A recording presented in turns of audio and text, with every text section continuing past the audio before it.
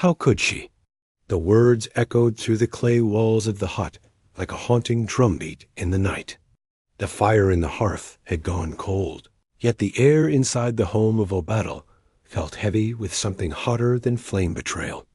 It had started with a whisper from the wind, a message, plain, direct, and slicing through him like a jagged obsidian shard. I need time to think. Don't contact me.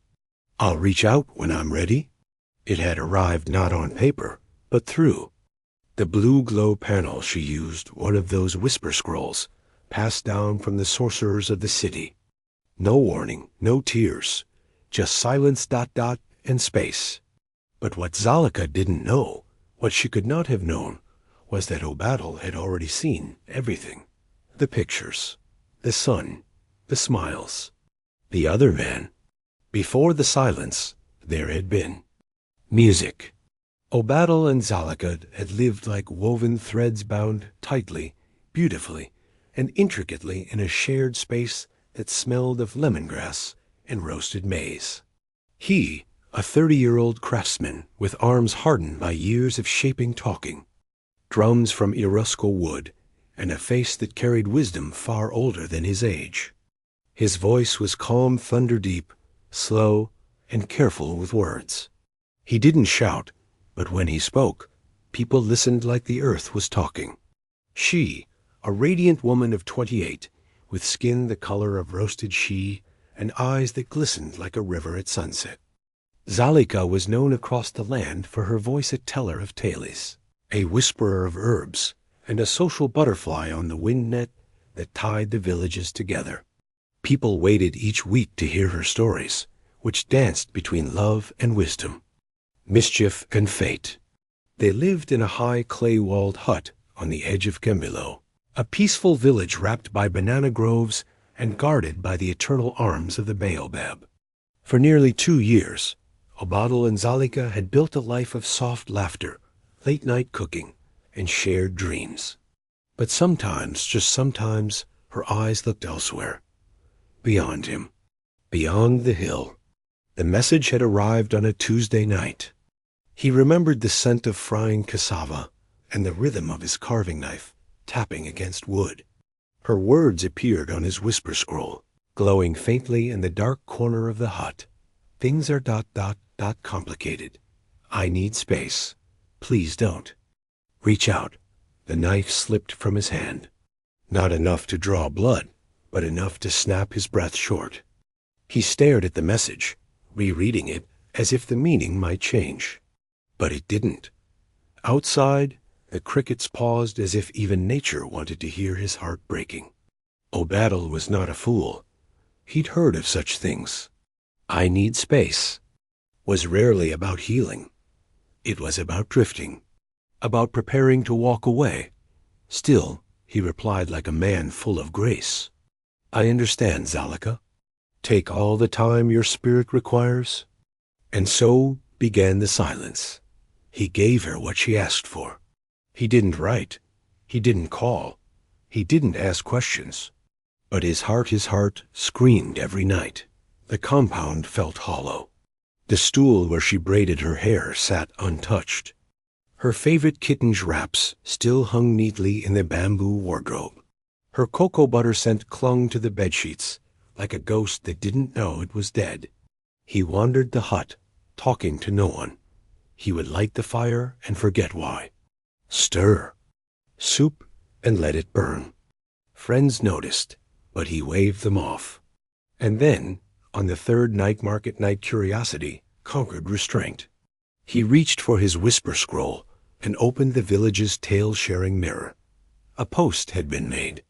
She had been tagged. There she stood, wrapped in a thin cloth dyed red and gold, her skin glowing under the island sun.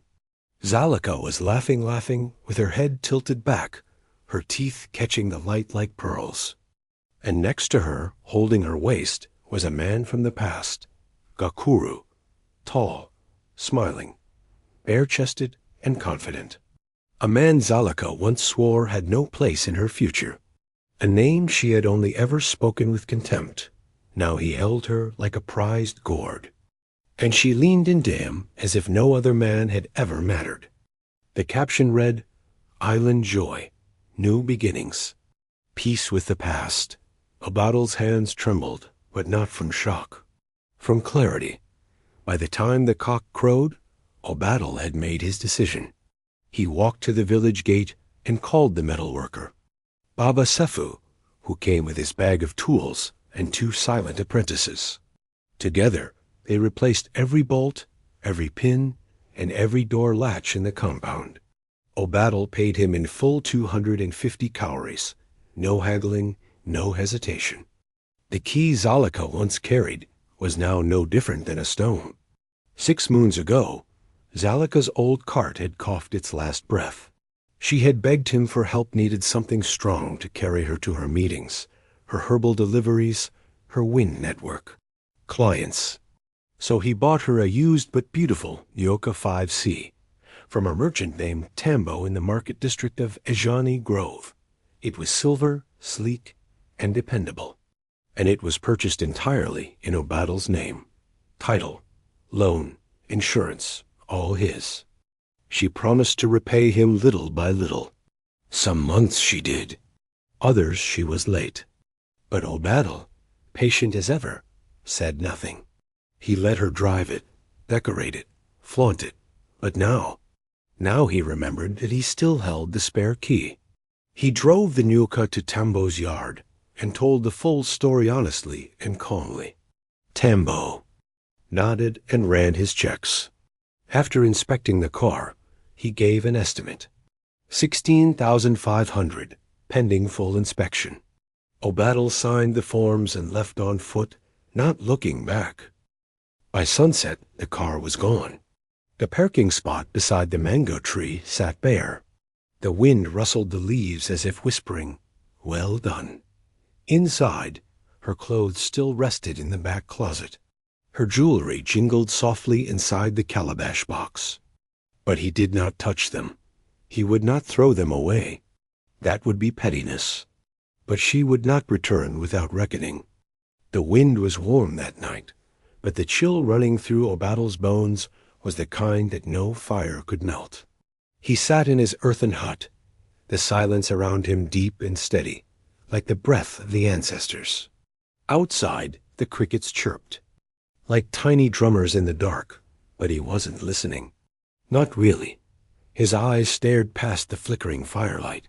His mind was far away, floating somewhere between anger, memory, and resolve. It was the 7th night. Zalika's golden vacation, flaunted across the village's wind mirrors, had drawn to an end. The images of her wrapped in colored cloth, dancing with Gakuru under the island's moon, had stopped. No more beachside laughter. No more glowing captions. And so, Obatal waited. It was exactly the 9th hour after the sun had fallen when it happened. The first sound was faint, just a clink of metal. Then a slow, dragging twist. The sound of a key that once fit, but no longer knew the shape of the door. He paused, hands tightening around the handle of his wooden spoon. The stew had long since grown cold. Another scrape. Faster this time. Desperate.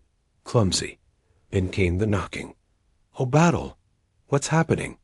Open the door. It was Zalika. Her voice had that impatient edge. Not worry, no. Not fear. Just the sharp tone of someone used to being answered. Obatal moved slowly, deliberately. He unhooked the latch and opened the door just a crack, the chain still tight. Through the narrow gap, he saw her. Skin sun-kissed, hair tied up, suitcase beside her feet, and brows furrowed in frustration. She looked rested, tanned, like someone returning from a journey, not like someone coming home. "My key isn't working," she said. "Did something happen to the lock?" Her tone was clipped, as though the inconvenience offended her more than anything else. Obatal's voice was low and even. "I changed them." Zalika's face twitched. "What? Why would you do that?" He leaned slightly toward the gap. "You asked for space? You told me not to contact you." I gave you that space permanently. She stared at him, stunned for a moment. Then her voice cracked with disbelief. I just needed time, O'Battle.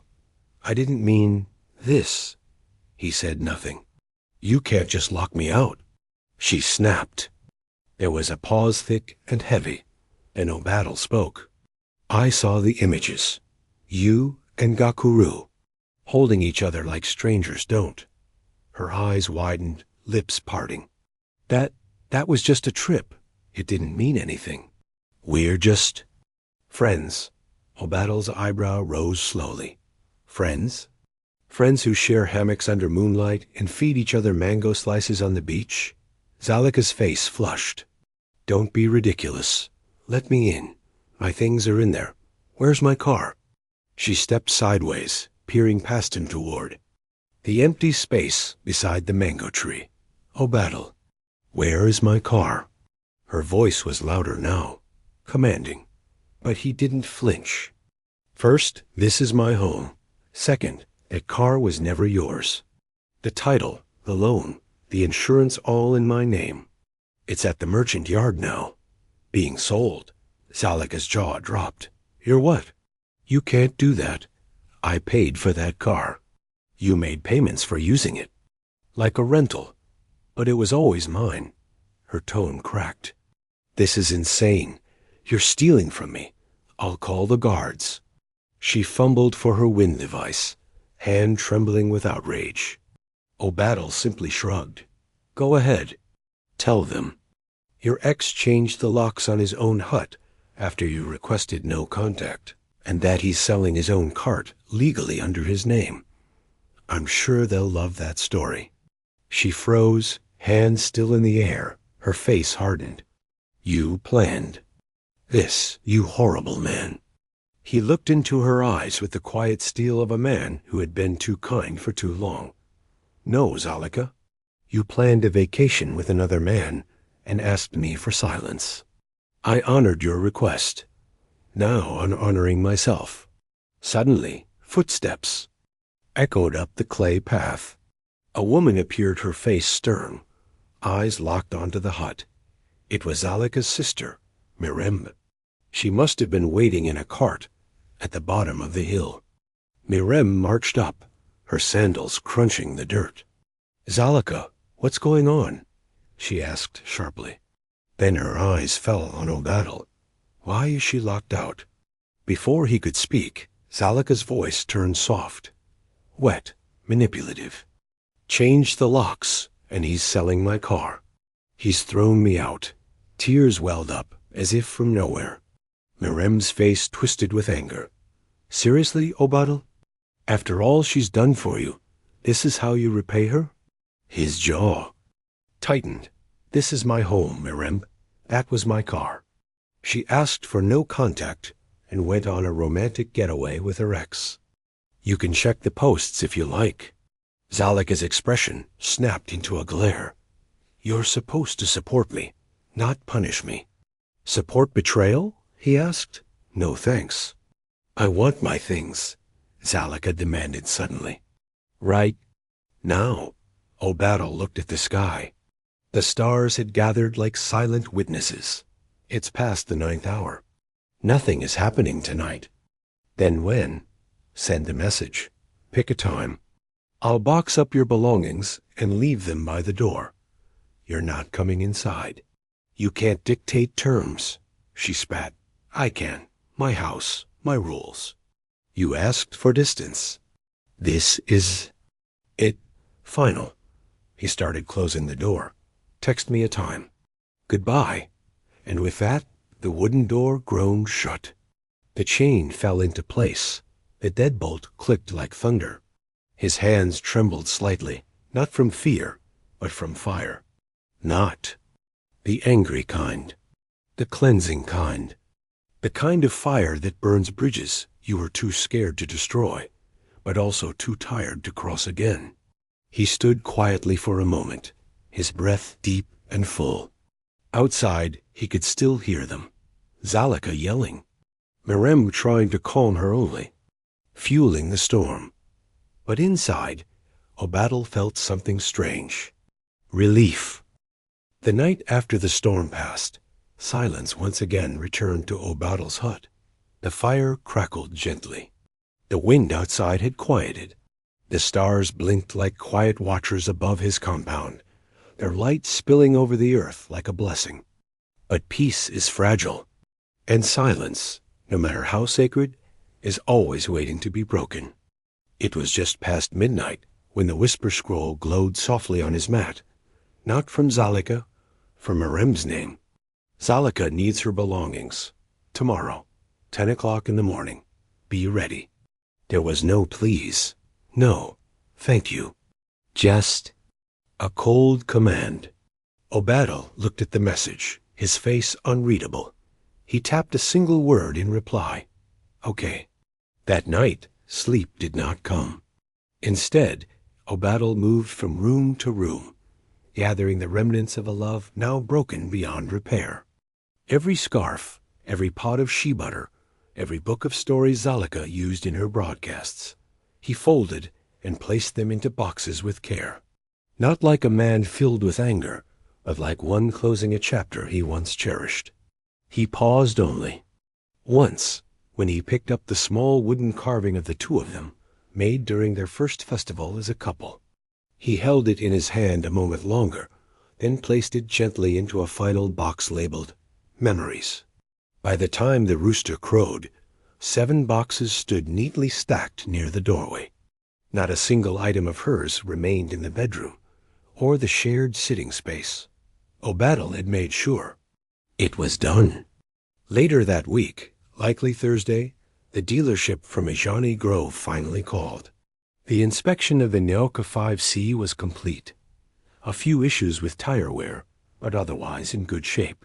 16,350. The merchant said, fair price. O'Battle made the journey that same day. He wore a calm white tunic, clean, pressed. The man who had entered the lot weeks earlier had been uncertain, heavy-hearted. The man who returned was clear-eyed and at peace. He signed the scrolls, handed over the final seal, received the banknote. The check felt cold and clean in his palm, like a stone that no longer carried weight. When he deposited the money, it wasn't just a transaction. It was a severing. The chariot that carried betrayal was gone. So was the burden it brought. Wednesday morning. Exactly as promised. 10 bells into the day. O'Battle had already swept the compound and lit a calming incense made of sweetgrass and lemongrass. The boxes were still stacked by the doorway, like waiting ancestors. Then came the knock. 3 soft taps. He opened the door to find Mirem standing tall, arms crossed. Beside her, an older woman with silver braids and the look of long forgotten. Grace, Monifa, Zalika's mother, regal in posture, wrapped in a dark blue robe lined with gold thread. Her eyes shone wet with what appeared to be tears, though whether they were born of sorrow or performance, O'Battle could not tell. Zalika remained in the carriage below, head turned away, refusing to face what she had broken. O'Battle, Monifa began, stepping forward, voice trembling. How could you do this to my daughter? O'Battle said nothing. After 2 years, after all the love, you lock her out? You humiliate her? You sell her only transportation? Her voice rose, hand placed on her chest for effect. He responded quietly. She loved me, yet chose a man from her past for a holiday beneath the sun. Monifa's lips pressed together. She was confused. It was a mistake. People make mistakes. Yes, he replied, and then they live with the consequences. Her face tensed. She needs that car. It was cruel to sell it. It was. Never hers. I bought it. I insured it. Her name was never on any parchment. It is gone now, like the trust she once held. He stepped back slightly and motioned toward the stacked boxes. Everything she owns, right here. Nothing more. This is the last crossing between us. Monifa glanced at the doorway behind. Him, we should check the rooms, the bathroom, the closets. There may be more. No, O'Battle's tone was final. You may take what is here. I packed it myself. She will not step beyond this door again. Mirem stepped forward. Come on, O'Battle, don't be petty. What if you missed something? Then it will stay missed. This is as far as anyone goes. No further. A long silence fell. O'Battle stood firm, hands at his side, but body like stone. They could glare. They could complain. They could whisper, but they would not enter. Eventually, they began carrying the boxes to the cart. It took 3 full trips. During each one, Monifa mumbled softly, so heartless. She gave you her youth. You owe her something. You've made a mistake. O'Battle never argued. He only said calmly, It was my car. When the last box was gone and the gate shut, O'Battle returned to his stool. He poured himself a cup of spiced tea and let the warmth settle in his chest, but the stillness didn't last. The whisper scroll glowed again. This time, the sender was Zalika herself. First came the emotional messages. I miss you. I made a terrible mistake. Please, talk to me. I never wanted it to end like this. Then came the angry ones. You owe me for the car. That money was mine. I'll take you before the elders. You won't get away with this. O'Battle took a slow breath, then typed one final reply. The car was mine. Title, loan, and protection, all in my name. Your payments were for use, not ownership, like rent. This conversation is over. He blocked her, then blocked Mirem and Monifa. But rumors travel like dust in the dry season. Soon, messages began arriving from shared friends, old acquaintances, distant cousins who only knew O'Battle through Zalika. Their tones varied, heard. What you did to Zalika. Cold, bro. Selling her car? Really? Man, you should have worked things out. She had painted him as the villain, the man who cast her out heartlessly and without warning. Left out, of course, were the island sunsets. The other man, the silence she demanded. O'Battle tried explaining to a few. Some understood. Others didn't. He didn't chase them, didn't argue. Those who believed the lie were never meant to know the truth. Then came something unexpected. A message from his landlord's assistant. O'Battle, we received a complaint. Someone said there was shouting and arguments near your unit. They were concerned. His heart skipped. He hadn't raised his voice. Not once, but the implication was clear. Someone wanted him removed. Unstable, problematic, dangerous. He asked to speak with the compound elder who knew him well. O'Battle explained it all. The breakup, the vacation, the night she returned, the family pickup. Everything. Calmly, clearly. The elder nodded. You've always been respectful. Nothing broken. No noise beyond that one night. She no longer. Lives here, this won't be held against you. O'Battle thanked him. But inside, he burned. Someone had tried to ruin his name in whispers. But the truth had spoken louder. A few days later, just as the red dust of morning winds began to rise, another messenger arrived, not in flesh, but in flickering light. A request appeared on his whisper scroll, a message from a name he hadn't seen directly, but one that haunted the story. Gakuru, the man from the island. The arms in the photos. The one who had kissed Zalika under the moonlight, while O'Battle stared at a cold fire alone. He didn't even open it. Delete. Block. Gone. O'Battle didn't need to hear Gakuru's version of things. Whatever it was, apology, boasting, lies, it didn't matter. He had outgrown it. In the weeks that followed, O'Battle didn't feel guilt. He felt clarity. This wasn't a tragic misunderstanding. It was a mask falling off. It wasn't a stumble. It was a choice. Zalika had made her decision, and it showed him who she was. And more importantly, who he was when he stopped bending to fit someone else's story. Even her defenders, Mirem, her sister, Manifa, her mother, had revealed themselves. Women who painted over betrayal with bright colors and called it confusion. He didn't need revenge. He simply let them all crash against the reality they tried to avoid. His home, locked. His name, on the lease. The complaint, meaningless. The car, sold. The funds, in his account. The memories, boxed and gone. The drama, blocked. If they came again, with more threats, more stories, he would meet them not with shouting, but with lawyers. He had already spoken to one. Still, trouble has a way of trying one last time before it dies.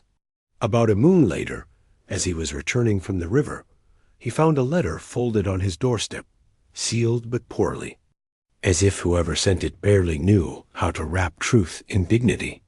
The name on it was not from the courts of elders, nor the wise house. It came from a city scribe, one of those cheap mouthpieces that scribbled complaints for silver. The letter reeked of desperation. Zalika had gathered enough coin, it seemed, to try one final move. Inside, the message was almost laughable. She demanded 10,000 shells for contributions to the car, compensation for emotional distress, a formal apology. The letter was full of mistakes, misspelled names, wrong village address, scribbled titles. Her pain translated. Through sloppy ink, O'Battle didn't respond. Instead, his real lawyer, the one he had wisely spoken to weeks before, wrote back. The reply was short, sharp, surgical. It included a stamped copy of the title, loan, and insurance, all in O'Battle's name. A list of Zalika's monthly payments, clearly labeled as usage, not purchase. A mock calculation showing that, if rent rates were applied, Zalika actually owed him money for overuse. A printed copy of her original message, asking for no contact. Screenshots of the island vacation, complete with timestamps, public posts, and tagged names. And at the bottom, any future false claims, threats, or harassment will result in legal counteraction, including demands for legal fees and a formal request for restraining distance, especially given the prior housing interference. That was it. Final. Complete. Time has a strange way of softening the sharpest wounds. Not by erasing them, but by weaving them into stories. Stories the soul can carry without pain. And in the quiet months that followed, O'Battle began to live. Again, no more knocks at his door. No more whispers through the compound. No more weeping scrolls filled with guilt and games. Just peace and space, and the steady rhythm of a man finally walking without shadows at his heels. The story of Zalika did not end with silence. It unraveled in pieces, carried to O'Battle by distant whispers, from friends of friends, from vendors on the road, from the wind.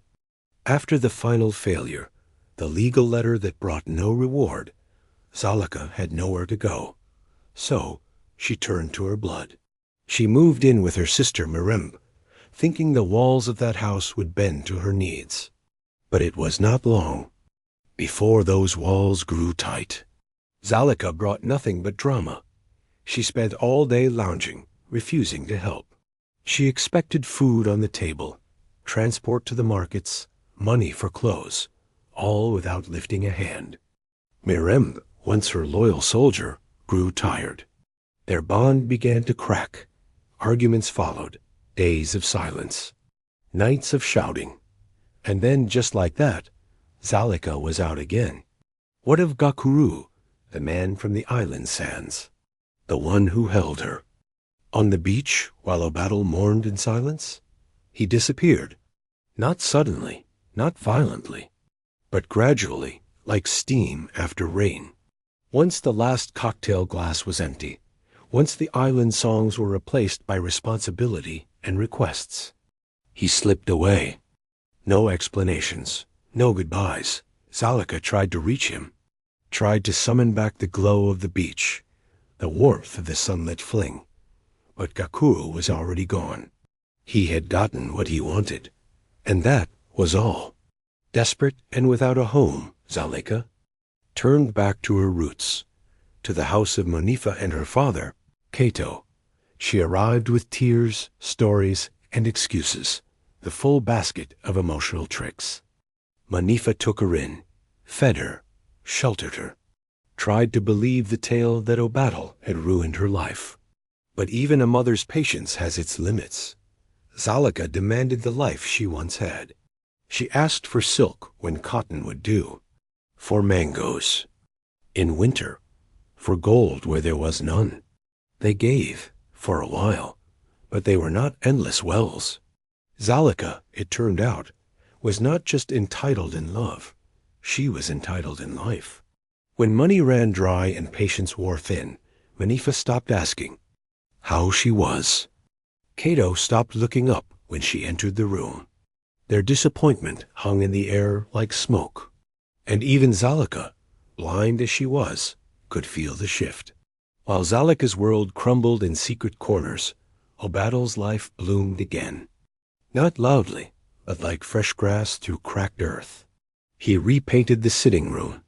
The clay walls now bore warm ochres and river blues, colors of rebirth. He removed the cushions Zalika had picked, the ones that never matched the room, but which he'd accepted because he didn't want to fight.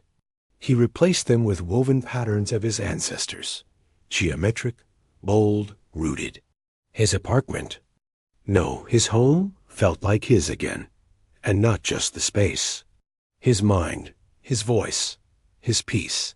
Not once did Zalika apologize. Not for the lies, not for the manipulation, not for the vacation, not for the smear campaign. She never sent a message of truth, never owned the fire she had set and walked away from. But Obattle no longer waited for one. The best apology was the silence she left behind.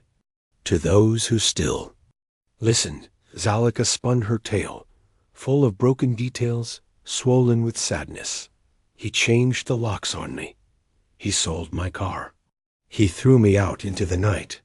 Never once did she mention Gakuru, or the island, or the no contact text she had written herself. Her friends, at least the ones who didn't know better, believed her. They offered pity, hugs, tokens of false support. But real friends, the ones with eyes, began to fade away. Even the gossip circles stopped repeating her story. Because over time, a truth whispered louder than lies. If she had nothing to hide, why was she hiding from so many? Obattle's revenge was not the kind that sings. It didn't come with shouting matches, or late-night calls, or bitter words in public. No, his revenge was quiet. The lease still had his name. The car money stayed in his account. The false complaint led to nothing. The lawyer stood ready, scrolls in hand. The village knew who had been loud, and who had stayed calm. And the best part? Obattle didn't chase anyone, didn't clap back, didn't explain himself over and over. He simply walked forward, while they tried and failed to pull him back. By the time the third moon had passed, Obattle began sleeping better. He woke with clear lungs and open eyes. He visited his friends again, not to tell his story, but to hear theirs. To laugh, to live. He took on new carving projects. He started mentoring a young boy in the village who had lost his father. Taught him how to shape drums, how to oil the wood, how to listen before you cut. He found joy again, not in romance, not yet, but in presence. That was enough. One day, wow! Sweeping out the storage space, Obattle found one last item Zalika had left behind. A beaded anklet, blue stones chipped slightly, worn but beautiful. He held it in his palm for a long time. Then, without ceremony, he dropped it into the fire. It curled, cracked, and vanished, like every lie, every manipulation, every false dream. That night, he slept without dreams. Zalika had thought she could play with time, that she could tell a battle space, then return when it pleased her, that the apartment would remain warm, the car waiting, the love undamaged. She thought. She was the sun, and he would orbit. But O'Battle had learned a sacred truth. When someone shows you they'll trade your heart for their convenience, let them, and then lock the door. Zalika didn't just lose a boyfriend. She lost comfort. She lost support. She lost shelter. She lost O'Battle. And O'Battle? He lost illusion and gained freedom. Some tales end with a kiss, others with a war. But this one ends with a man standing in his doorway, listening to the wind, and knowing, deep in his bones, that the worst has passed. He did not raise his voice. He did not strike with anger. He did not beg. He protected his spirit, his space, and his future. Zalika got what she asked for, space. But O'Battle gave her more than she ever imagined. He gave her permanence. No more scrolls, no more tears, no more O'Battle. Just the life she had chosen without him, and the one he had reclaimed without her. If this tale stirred your spirit, let your heart speak. Like, share, and subscribe for more stories that echo with truth and healing. Until next time, walk in strength. And in peace.